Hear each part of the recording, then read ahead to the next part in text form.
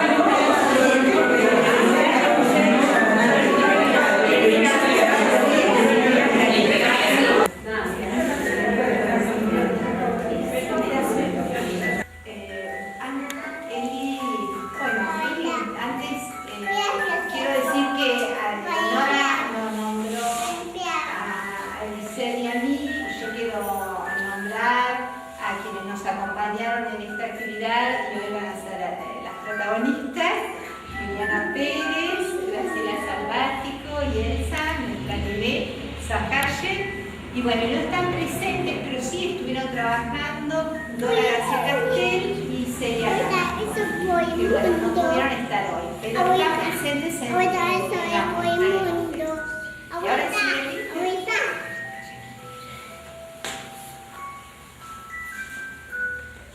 me parece que estoy viendo el sitio donde se ponía el heladero con su carrito en la plaza donde yo vivía, junto al kiosco. Había un banco largo de piedra rematando la plaza por ese lado, con respaldo de hierro. Nos sentábamos allí cuando nos cansábamos de jugar. Y el tiempo pasaba de un extremo a otro sin sentido. Un año y otro año. A lo largo del banco aquel de piedra, como sobre una aguja de hacer media. Pasaba de una manera tramposa, de puntillas el tiempo. A veces lo he comparado con el ritmo de mis escondite inglés. El pelo pelito es, ¿se acuerdan de ese juego? Se pone un niño de espaldas, con un brazo contra la pared, y esconde la cara. Los otros se colocan detrás, a cierta distancia, y van avanzando a pasitos, o corriendo, seguro. El que tiene los ojos tapados dice 1, 2, 3. Pero pelito es. También deprisa o despacio. Ahí está el engaño. Cuando se vuelve de repente, es para ver si sorprende a los otros en movimiento. Al que agarra moviéndose, pierde. Pero casi siempre eso no pasa. Siempre que se da vuelta, los ve quietos. Se los encuentra un poquito más cerca de su espalda, pero quietos, avanzando sin que se den cuenta. Y por eso comparo al paso del tiempo con el juego del pelo pelito es. Porque el paso del tiempo es un poco así. Transcurre hurtadillas, disimulando. No lo vemos andar. Pero de pronto volvemos la cabeza y encontramos imágenes que se han desplazado a nuestras espaldas. Fotos fijas, sin referencia de fecha, como las figuras de aquellos niños del pelo pelito es.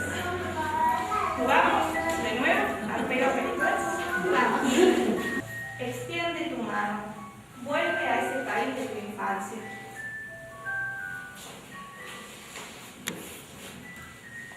De todos, yo elijo el álbum de fotos, porque me trae muchos recuerdos de cuando era chiquita y mi abuela, que había nacido en España, se sentaba en esta misma silla.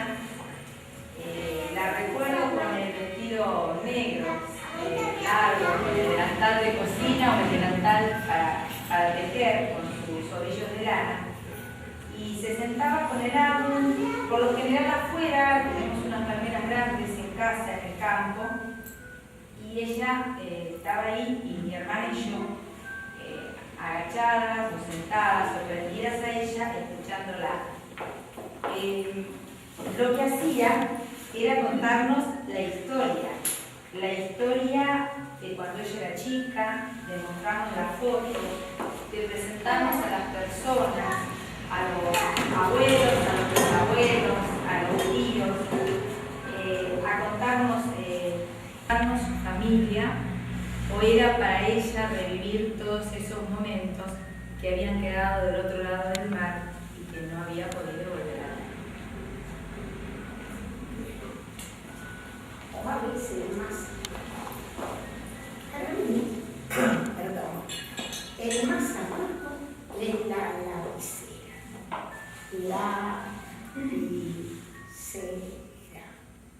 Lo deletreo suavemente. Percibo su olor mezclado con el aroma de aquellos días de infancia. ¡Qué alegría tuve cuando mi mamá me regaló mi primer beso! Hasta ese momento escribía con lápiz negro, la punta bien afinadita y prolijos. Ahora tenía que comenzar una nueva tarea: escribir con tinta. Antes de escribir con tinta, teníamos que practicar en un cuadernito borrador, hacer copias. Teníamos un cuadernito de caligrafía con un auxiliar, que era el papel secante. En las casas de los hogares había siempre una botella de tinta azul. En mi casa, mi mamá se encargaba de pasar el líquido a unos pinteritos esféricos. La mitad, recuerdo, estaba pintada de verde y la otra mitad de blanco. Era un tintero involcable. Mojábamos suavemente y tratábamos de hacer los primeros trazos. En la escuela había bancos bipersonales, creo que hasta hace poco estudié. En el medio, incrustado el señor Tintero, acompañado del papel secado. Bien, trabajábamos, hacíamos o tratábamos de hacer la letra de la misma altura, respetando los cuerpos sobre el rol. Maravilloso.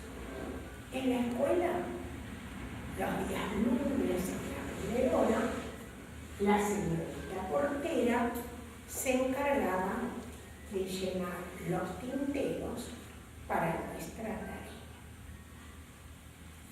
Esta que me han dado dice: Caja Nacional de Ahorro Postal. 4 recuerdos. Íbamos a la escuela. Los días lunes llevábamos unas moneditas que nuestra maestra nos cambiaba por estampillas del mismo valor de la suma que llevábamos. Así teníamos ese boletín que le llamábamos y era el boletín de ahorro hasta que lo completábamos. Una vez completo, la misma señorita se encargaba de llevarlo al correo a depositar. Los años han pasado, pero quisiera poner de relieve los buenos principios que tanto en el hogar como en la escuela nos enseñaban. ¿Sobre qué? Sobre el ahorro. Si bien no había mucho dinero, pero siempre había alguna monedita para poder ahorrar. Sigo dando vueltas la lapicera y gira junto a mis recuerdos como un trompo.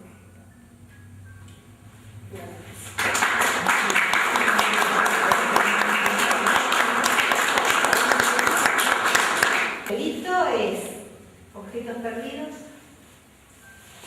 ¿Te atreves a dibujar la casa de tu infancia? Haz su plano. ¿Y qué perdiste en esa casa? ¿Qué volverías a buscar? Buscando en los recuerdos, encontré mi objeto perdido. Una bolita, un bolón, que en esa época era un bolón, algo de vidrio, o no era realmente un bolón, era un objeto que yo había transformado en bolón, grande como una pelotita de ping-pong, y andaba por la casa con ese objeto que wow. Imagínense cómo estaban los oídos de mis padres y mis tíos, que vivíamos todos en la misma casa, y los pisos eran idénticos a esto, hasta los mismos dibujitos. Y yo iba y venía con ese bolón y volaba, rodaba, hasta que un día desapareció, se me cayó por la escalera al sótano. Como todo sótano de casa de campo, que no había latas cornas. En esa época se guardaba el aceite, se guardaba la grasa de chancho, los chorizos en grasa o en trigo, y todos los objetos que siempre en el campo se guardan en esos lugares para tener cuando venga la visita siempre alguna masita, alguna cosa que antes era muy difícil venir al Dorrego. Ahora venimos capaz que 4 o 5 veces al día, antes era una vez cada 15 días. Y se me cayó ahí adentro. Mi papá y mi mamá ni bolilla me dieron, pero mis tíos anduvo buscando ese bolón que nos sacó de ahí adentro. El bolón nunca apareció. Y este es mi objeto perdido.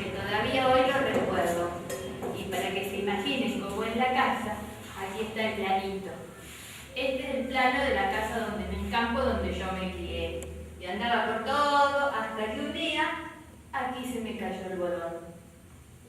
Quizás con el transcurso del tiempo, si algún día pueda retomar de nuevo y ir a ese lugar, a lo mejor por ahí encuentro mi objeto perdido.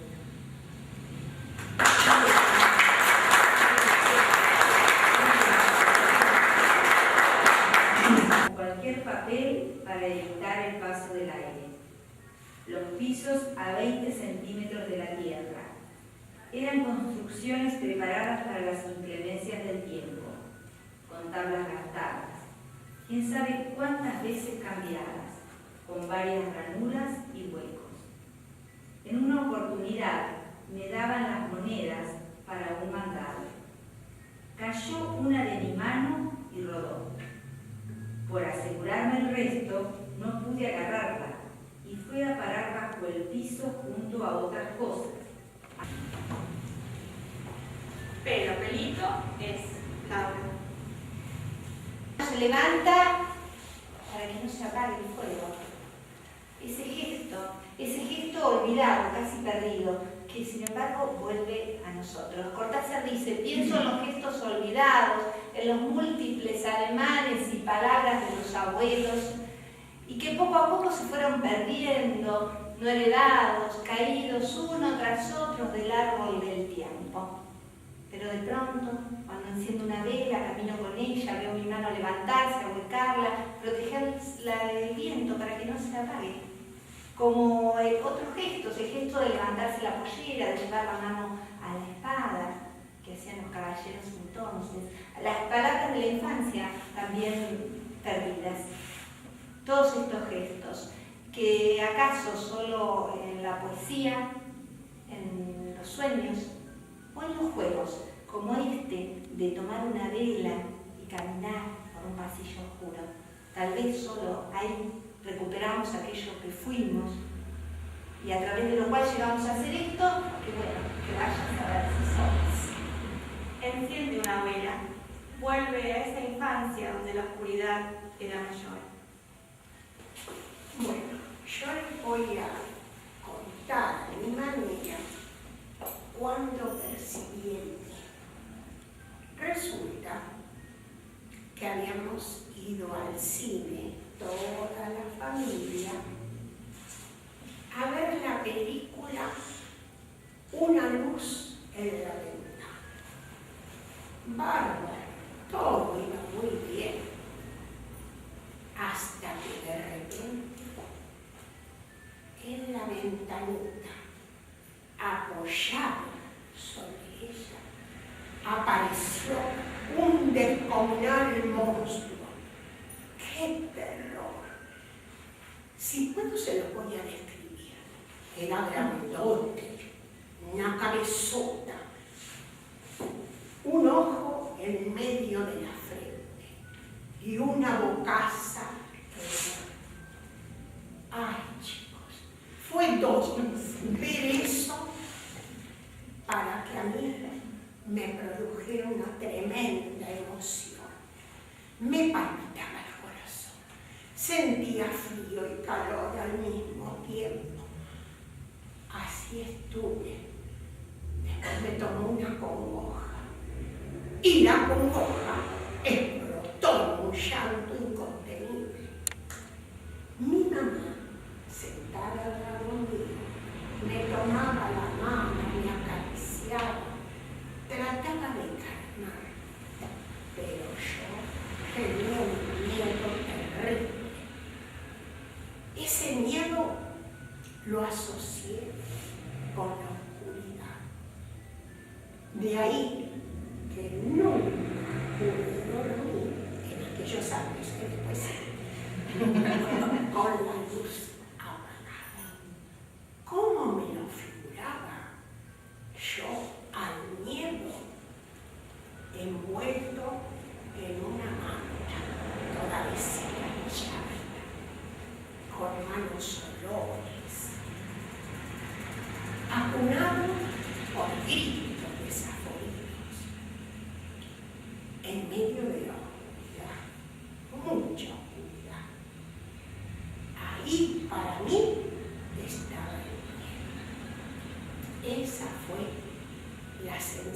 emoción tremenda que me produjo.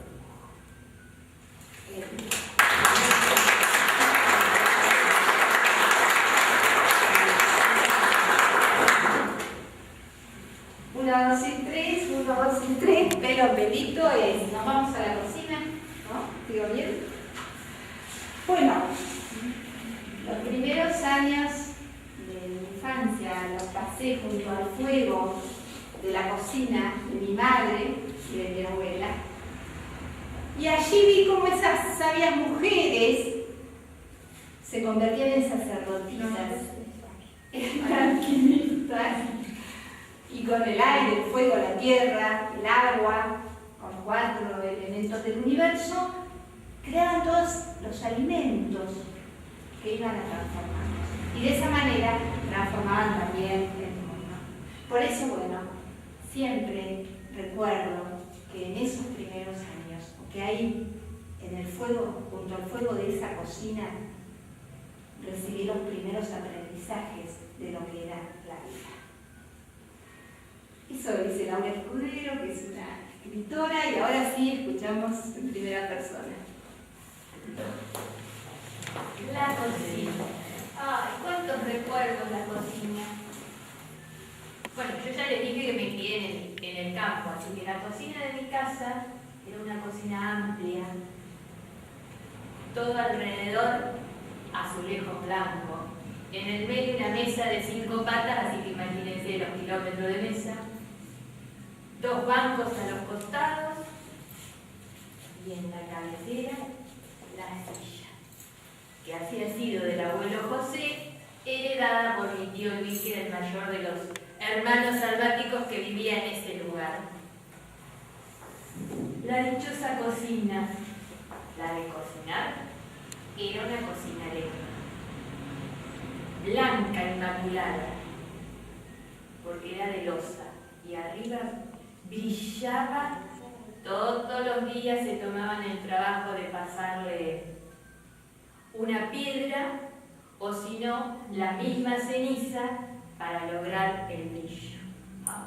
Recuerdo el olorcito al pan tostado y a los bifes ahí arriba de la planchura y me dan una hambre. Yo recuerdo muchas cocinas.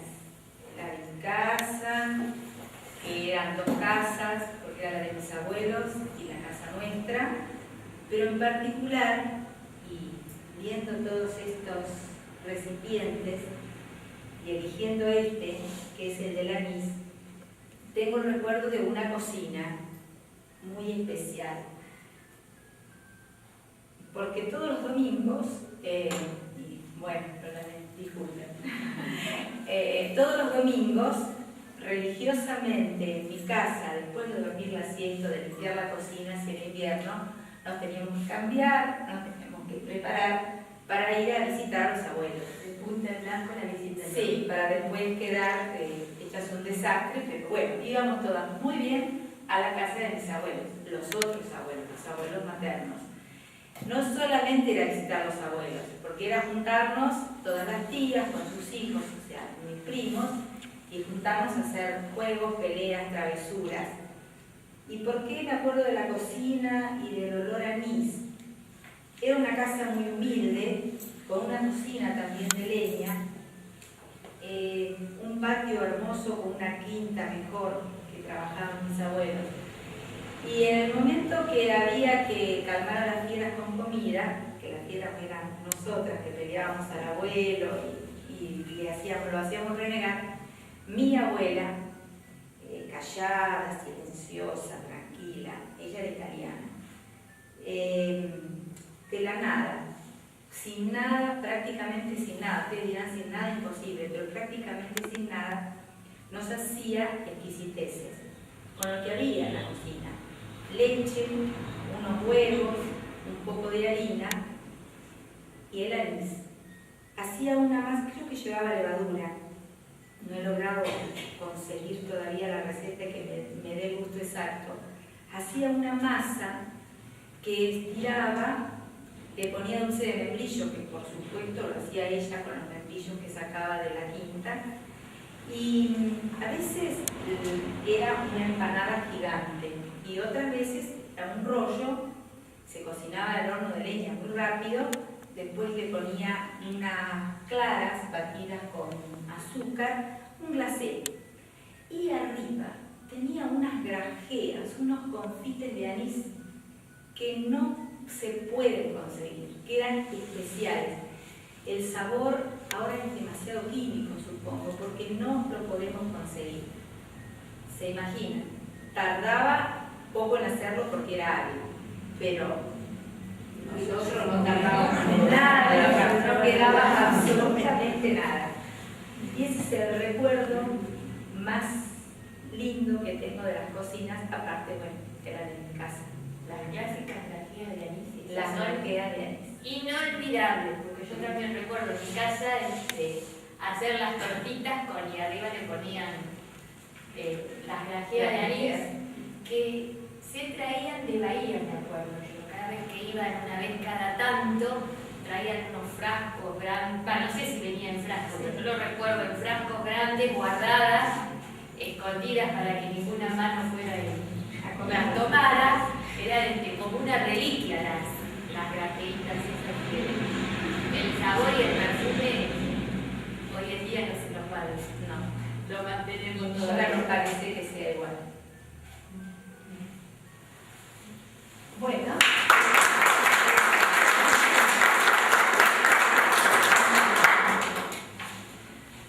Uno, dos y tres, pelo, pelito es. Voy a referir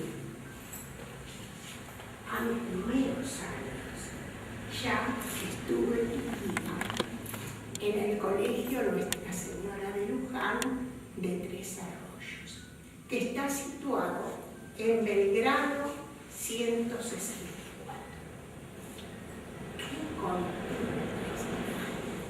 Tenía otras compañeras para jugar. El grupo de pupilas era muy reducido. No recuerdo bien si éramos 11 o 14 las pupilas. ¿Qué uniforme llevábamos?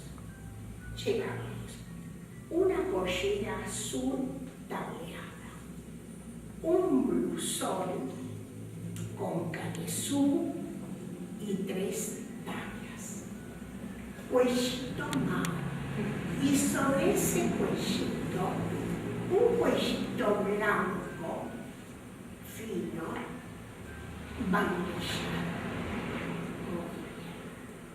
medias azules, zapatos negros, cabello recogido, y los domingos, o alguna fiesta especial que nos sacaban del colegio, el sombrero también azul. Para el frío teníamos un tapado azul cruzado con 4 botones dorados a los costados. Y durante el día llevábamos un delantal amarillo, menos en la hora de clase, que como todas las chicas llevábamos delantal blanco. Esta es una foto sacada con mi abuelito. ¿Y por qué con mi abuelito? Porque en este colegio solamente se salía el último domingo del mes y tenía que estar la persona que tus padres habían puesto para retirarte. En mi caso fue mi abuelito, a quien tanto quise y quiero. Él iba más o menos después de misa, a las 10 de la mañana, pero teníamos que salir también con el uniforme.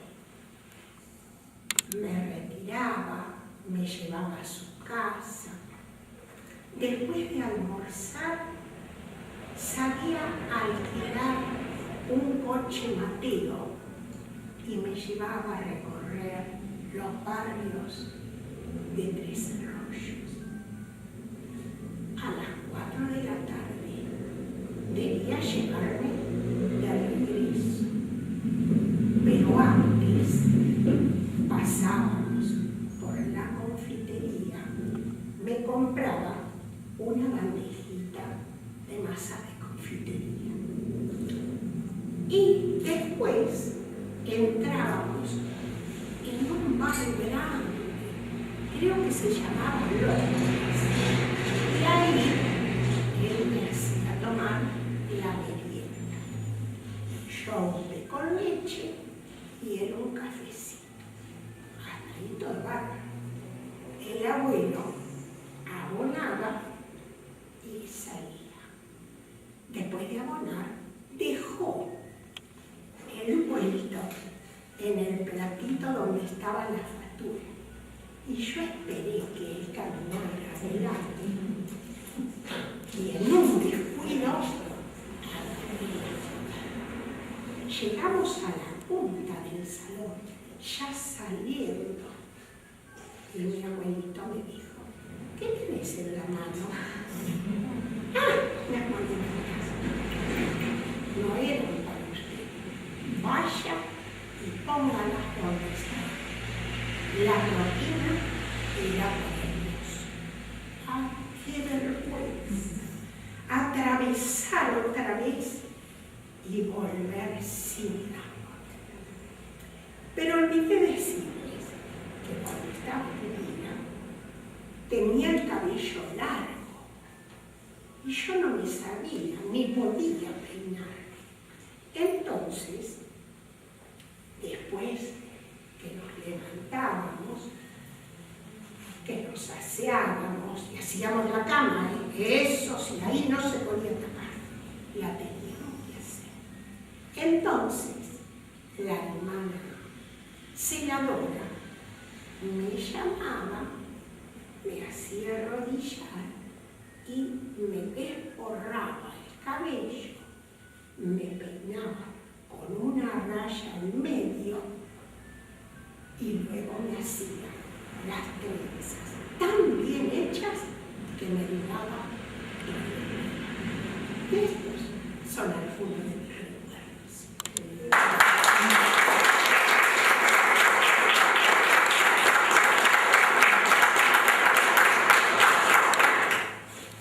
Compartimos otro recuerdo de Celia.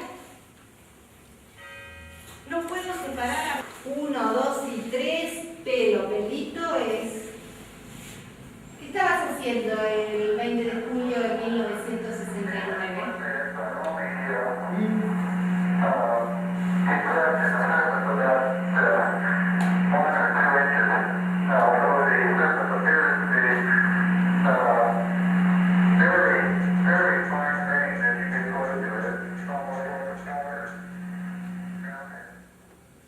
El hombre llegaba a la luna, un gran acontecimiento para la humanidad y más para nosotros los chicos. Ese hombre y esa luna eran todo un misterio. Misterio que me acuerdo clarito que salía del patio de mi casa en el campo y decía: era mentira, que eran todos cuentos.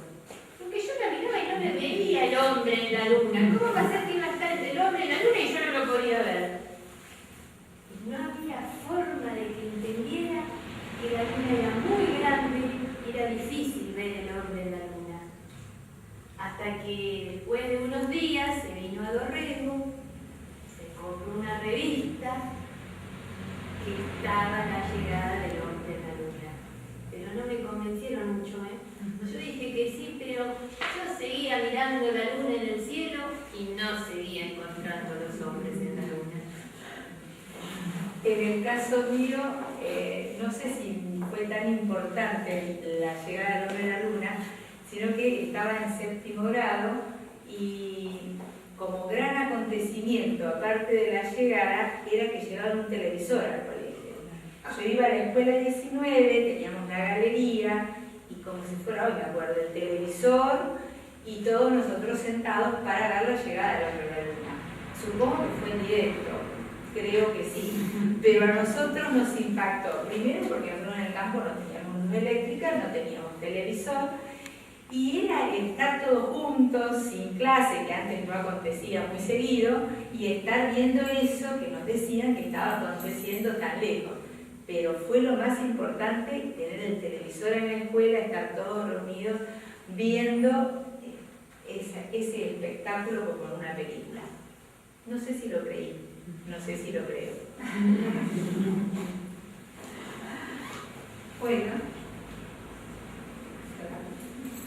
sigo jugando. 1, 2 y 3, pelo, pelito es. ¿Qué juegos serán? ¿A qué jugabas? ¿Con qué jugabas? ¿Con qué jugaba?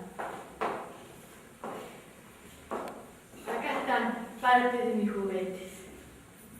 Esos juguetes que amé y amo con toda la vida, hechos por mis padres. Reciclando objetos que había en el campo en esa época. El autito, el tradicional autito a pedales. Las gomas, supongo que deben ser de algún cochecito viejo, supongo, o habrán venido a comprar a Dorret, la verdad que no sé. Un pedazo de tejido, las latas de combustible transformada en capó y en asiento, un pedazo de madera y los pedales, hechos con pedazos de fierro viejos. Si habré pedaleado alrededor de la vereda de la casa con este cochecito. Las carreras que corría. Aparte, tenía un carrito. Tenía 2 carritos hechos. Uno lo tengo todavía en mi casa guardado, de madera. En él paseaba la muñeca. Y otro también de madera en una jaula, que paseaba a los gatos y los perros. Y el trencito. Llenos de ilusiones corríamos con mis primos con el trencito. Las latas de sardinas, las ruedas, los viejos carreteles de hilo que usaban antes las mamás. Una lata de fluido.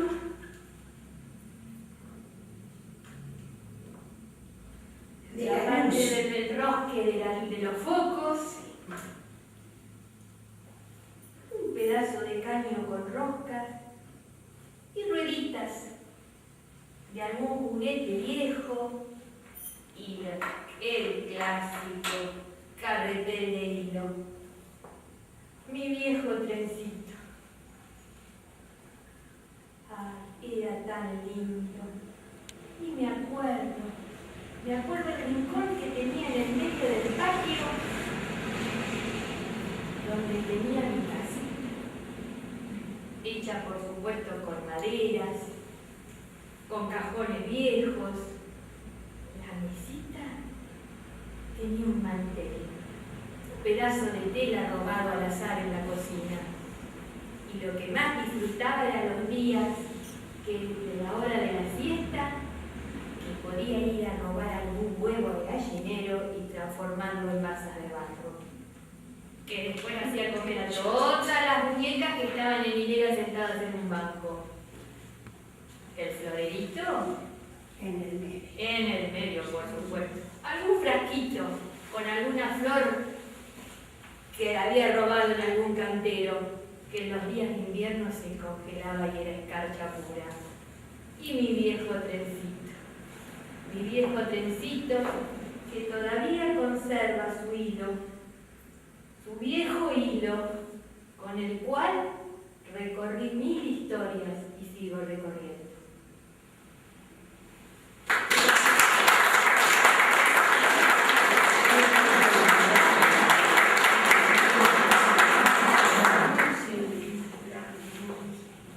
Una piedra, un zapato, una vereda. Se puede jugar a la rayuela, ¿se acuerdan? Esta es una rayuela fácil, corta. Muy bien. A la rayuela se juega con una piedrita, un zapato.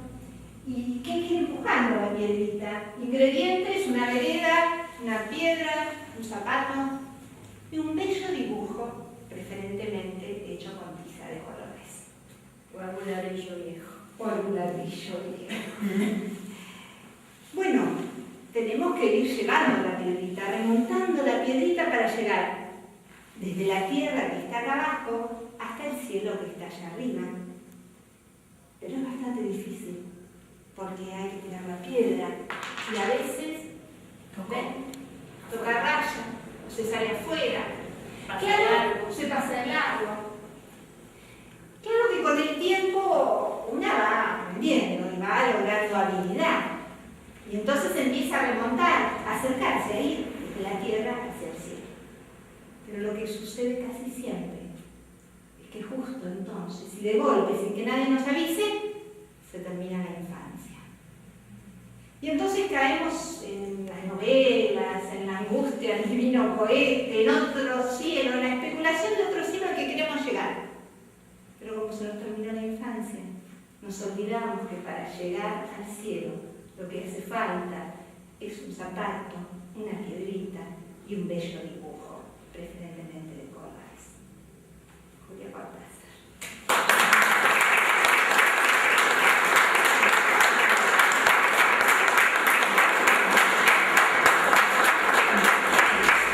Recordemos todo el tiempo, no olvidemos nada, ni el color de nuestras corbatas perdidas, ni el olor a tiza y a sudor del colegio, ni el calor del asfalto sobre los pies descalzos, ni el gusto a jazmín de los besos en la noche, ni el aroma de montura blanca. Si nos espera el olvido, tratemos de no merecerlo y pensemos que después de todo, aunque la victoria final sea de los amigos del olvido, ese será un triunfo sin festejo, pues nadie lo recordará